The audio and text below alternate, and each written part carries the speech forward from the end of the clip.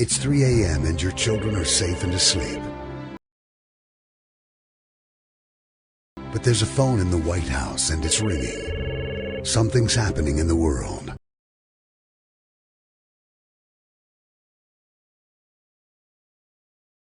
Your vote will decide who answers that call. Someone tested and ready to lead in a dangerous world.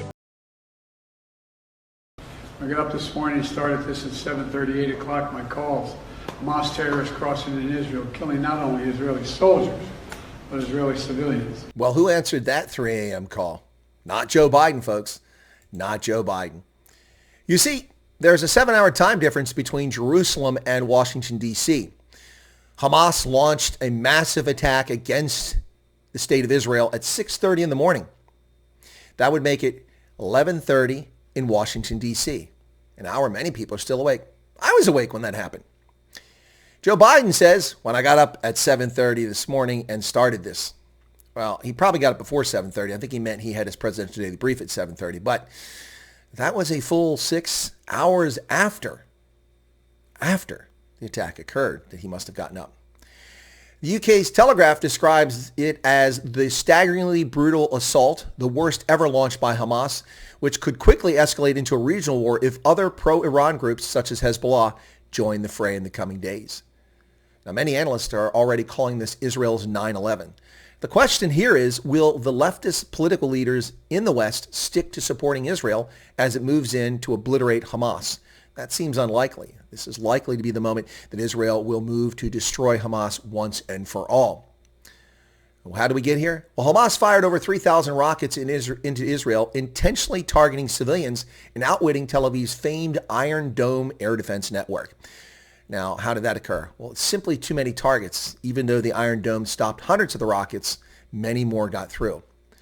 Leftist apologists are already making the usual idiotic whataboutism analogies. False claims that murdering underage girls at a peace concert is legitimate because all Israeli women are soldiers. Never mind that these vile human beings assaulted, defiled, and murdered at least one German national, spitting on her body and driving it around. Reports already indicate that Hezbollah has also attacked Israel this morning, the 8th of October, firing into a farm inside Israel. So pro-Iran groups are now attacking from the Gaza Strip and from neighboring Lebanon. This also from the UK's Telegraph, not exactly a conservative outlet. Scenes of appalling violence played out as Hamas fighters indiscriminately slaughtered civilians in and around a dozen towns, including the large border community of Sderot.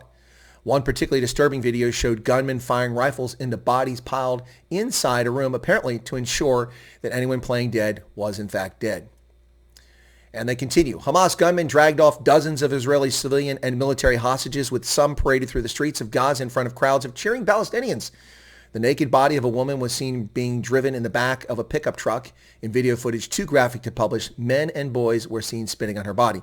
That has been identified as the body of the young 17-year-old German national, whom these ghouls believe was a legitimate target at a peace concert. Now, the left and right in the United States are playing their stupid political games as our strategic failures around the globe, which embolden foreign actors no longer deterred by American resolve, play out in Myanmar, the Sahel, Ukraine, Tigray, and now in Israel. There's been plenty of whining on Twitter and other social media that the $6 billion that Biden illegitimately handed over to the Iranians is in play here. The left saying the money's never left Doha, it's still there. And it's just for food. Well, it really isn't germane. But even if it were germane, $6 billion to Hamas to feed people frees up $6 billion to buy weapons. Yeah. Now, both sides are wrong in this argument. That $6 billion is peanuts compared to the tens of billions Tehran has pocketed courtesy of Biden's intentional sabotage of our energy security, driving up oil prices to the advantage of foreign producers at the expense of the middle class and poor the world over. Tehran has pocketed somewhere between $80 and $90 billion in excess profits out of the pockets of Japanese, South Africans, Congolese, Europeans, and others who buy Iranian oil at their expense, the poor and the lower income. Huge windfall because Biden shut down the Keystone XL pipeline. He has undermined oil and gas leases. He has ostracized the energy community, and he's driven confidence in energy exploration to virtually all-time lows. Make no mistake, folks, actors like Hamas are emboldened by the weakness of Joe Biden and his corrupt foreign policy. 10% for the big guy, nothing for Americans. $145 billion for Ukraine's grifter, Volodymyr Zelensky.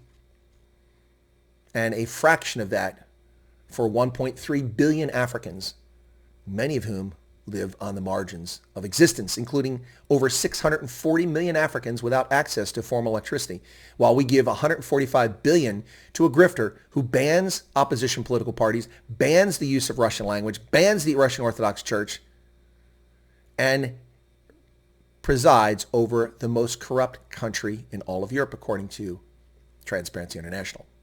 Joe Biden, his fingers, his fingerprints, his ineptitude are all over this. How in the world is he asleep when Israel is attacked? One of our staunchest allies. This is unbelievable. And of course, this administration interfered in politics inside that country as well. Well, in the coming days, what's likely to happen is that many civilians, Palestinian and Israeli citizens, will die as a consequence of being in the line of fire or being intentionally targeted, particularly in the case of Hamas, as we've seen. No one is safe. If you're an American and you're in Israel, you should get the hell out as soon as you can. If you're a German, get out because you're a target. You're a Homo sapien, and they have no regard for human life. That's what's coming. The obliteration of Hamas. A strategic error on their part. They've won massive tactical and early operational victories here, but they will not survive this. Israel will wipe them out. And of course, Israel's allies in France, in the United Kingdom, in Germany, will abandon them as we see fake media propping up Hamas in the coming days after their atrocities, their crimes against humanity. Unbelievable, folks, unbelievable, but that's what's happening. And you heard it here first. The media will turn on Israel, and political leaders will do the same, likely including Joe Biden before it's all over. Well, good luck to people in that troubled land on both sides of the fence.